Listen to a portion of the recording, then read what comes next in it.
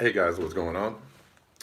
Bringing you this story I saw as I was waking up today. And kind of a fitting story to come out on Martin Luther King's Martin Luther King Day, MLK Day, the day that we're celebrating in the U.S. Um, so the story is this: just 162 billionaires have the same wealth as half of humanity. Extreme wealth is a sign of a failing economic system, says a new Oxfam report on global inequality. In a stark reminder of gaping, how you doing, Sean? Of gaping global inequality, a report published Sunday reveals that 162 billionaires, including Facebook's Mark Zuckerberg Jeff and Amazon's Jeff Bezos, have the same wealth as the poorest half in the world. There are 2,153 billionaires globally, and in 2019, they held more wealth combined than 4.6 billion people, according to the report, which uses data from the Credit Suisse Global Wealth Report and Forbes Billionaire Rankings. The report uses a striking analogy to put these amounts of wealth in context. If everyone sat on their wealth piled up in $100 bills, most people would be sitting on the floor. A middle class person from a rich country would be the height of a chair, and the world's two richest men would be sitting in space. Oxfam's report is published annually to coincide. How you doing, Joey?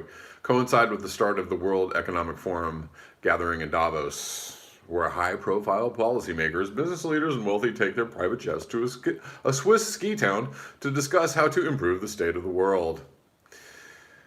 Isn't that nice of them to, have discussions on improving the state of the world, these billionaires?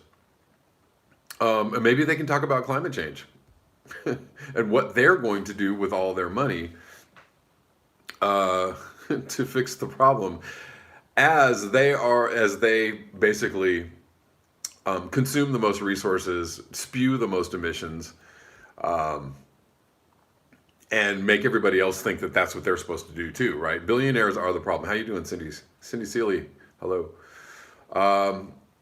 So yeah, this is something that everybody knows. I saw a really good quote the other day, or was it yesterday? Was it just yesterday? And the quote said, "You are closer to being homeless than you are to being a billionaire," and that's true. So to end this, I just wanted to talk about this story. To end this, this little live stream, I'm going to read something that I wrote this morning. This is my little op-ed for the day. It was one thing for Dr. Martin Luther King Jr. to demand equal rights for black people. That was upsetting enough. That was threatening enough.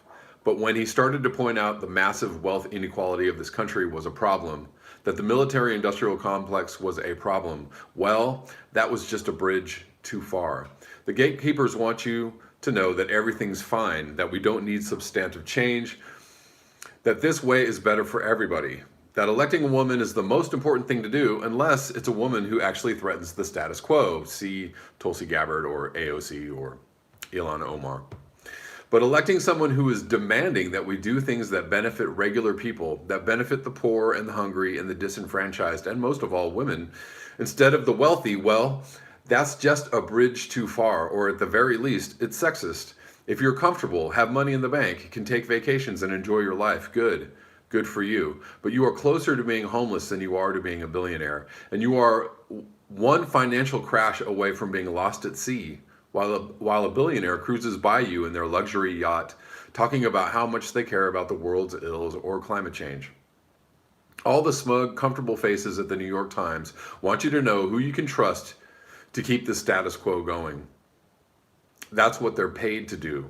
All the politicians who tell you nothing will fundamentally change while you slowly lose your health care and your Social Security and your job with benefits for a job at Chick-fil-A, that's what they're paid to do. Sometimes you have to give up your comfort or the idea of it for the good of someone else, for someone who is in need. Soon enough, that someone might be you. And also, I guess, to round out this video, what I was speaking about, the New York Times just endorsed two people, Amy Klobuchar and Elizabeth Warren, for president. And Bernie Sanders didn't even make their top four, which is hilarious. Um, and I'm sure it was, mostly about, well, we want these two women to be president. That's all great and fine. I want a woman to be president too. I just want a woman who reflects my my view of the world, who reflects my care for people, my compassion for people who have less, who wants to take care of everybody and not soft glove or kid glove the powers that be. I want somebody who actually speaks for change. And honestly, I'm a big fan of Tulsi Gabbard. Anyway, and I'm obviously a huge fan of Bernie Sanders. Joe Biden said these words: "Nothing will fundamentally change if I'm president." How's that for an unendorsement of yourself, right? If you're running for president and you want to give something for people to vote for, right? You want to give people something. You're like, yeah, nothing's going to change. It's all going to stay the same.